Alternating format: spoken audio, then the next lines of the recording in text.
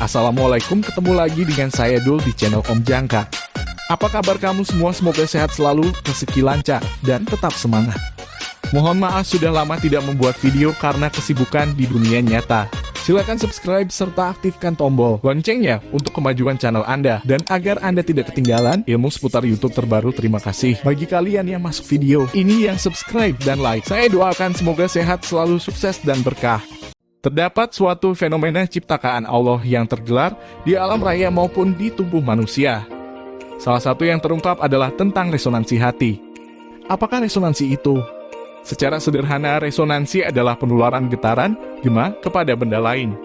Artinya, jika kita menggetarkan suatu benda, lantas ada benda lain yang ikut bergetar, maka dapat dikatakan benda lain tersebut terkena resonansi, yaitu tertular getaran alias frekuensi.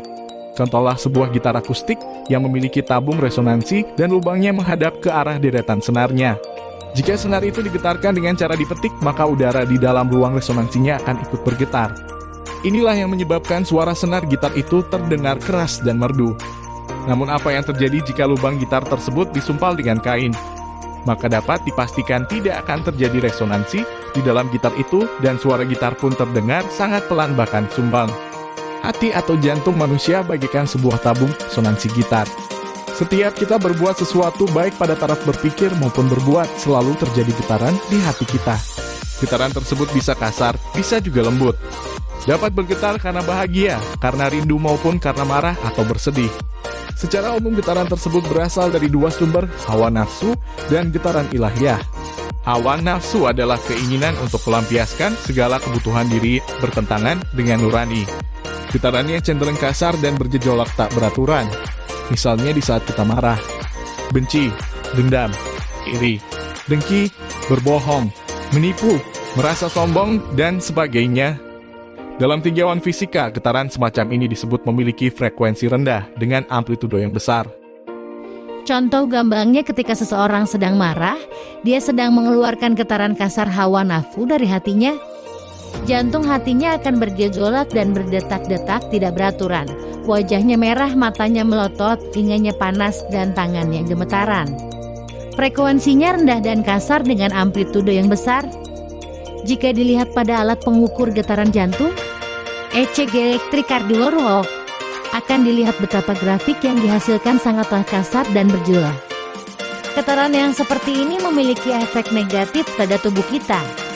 Sebuah benda yang dikenai getaran kasar terus-menerus akan mengalami kekakuan dan kemudian mengeras dan bisa mengakibatkan penyakit jantung. Oleh karena itu jagalah amarah Anda. Orang yang terlalu sering melakukan kejahatan secara psikologis juga dikatakan hatinya semakin mengeras dan tidak mudah bergetar karena kebajikan. Hal ini dapat dibuktikan misalnya orang yang suka berbohong dan menipu.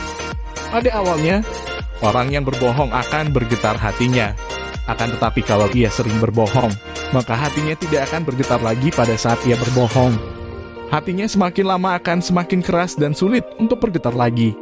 Pada kondisi ini hati seperti tertutup karena tidak mampu lagi beresonansi. Bagaikan lubang gitar yang telah disumpal oleh kain.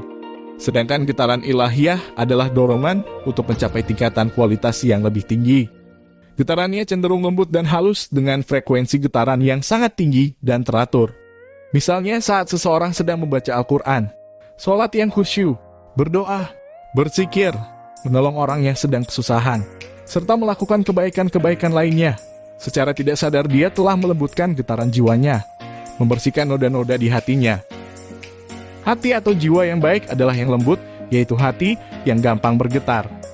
Bagaikan bulu perindu yang menghasilkan suara yang merdu ketika ditiup. Mengapa bisa begitu?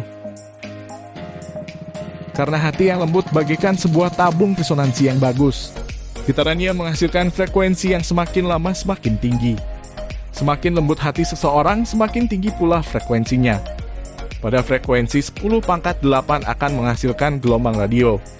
Dan jika lebih tinggi lagi, pada frekuensi 10⁻14 akan menghasilkan gelombang cahaya. Subhanallah, seseorang yang hatinya lembut akan bisa menghasilkan cahaya di dalam hatinya.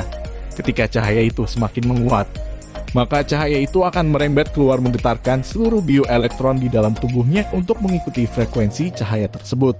Hasilnya tubuhnya akan mengeluarkan cahaya alias aura yang jernih. Itulah sebabnya bila kita berdekatan dengan orang-orang yang ikhlas dan penuh kesabaran, hati kita juga tenang dan damai. Sebab hati kita tersonansi oleh getaran frekuensi tinggi yang sumber dari aura tubuhnya.